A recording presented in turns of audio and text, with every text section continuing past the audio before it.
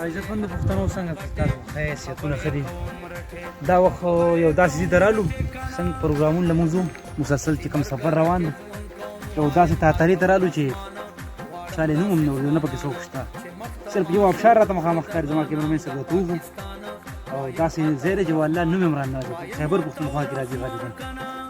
لاندې چې کوم پاپولیشن دی یو څو کورونه ماته ښکاري کیمرمین صاحب لږ راته رضوان کړي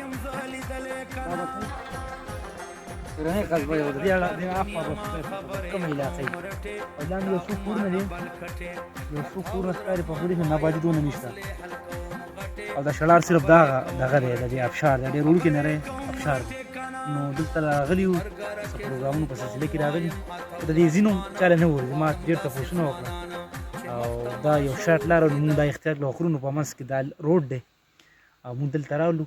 او دا شنه شنه اوږده اوږده غرونه او دې بلندي به خدای خبر څونه وي ډېر لوی تاتره ده بره رضوان صاحب دا غرونه واله که نه ډېره لویه تاره دی ډېر لوی لوی بلند غرونه دي او لاندې یو څو کورونه دي او زیات آبادي پکې شته هم نه تاسو کتی شئ ماشاءالله ډېر بهترین ځای ډېر ښکلی ځای دی خو آبادي پکې ډېره زیاته نشته ډېر د نشت برابر ده یو څو کورونه لاندې دي تاسو ته به ښکاري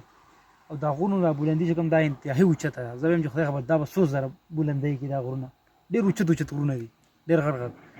نو راغلي د څه پروګرامونو په سلسله کې راغلي بونیر ته نو موږ دا شاټ لارې اختیار کړه خو ډېر اوچت ځای دی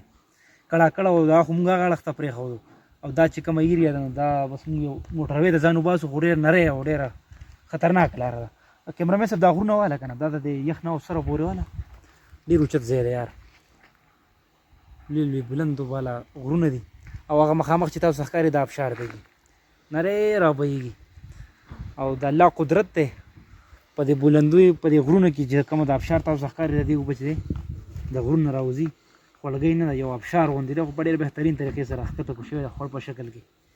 نو سفر روان دی جي راځئ موږ سره اوسئ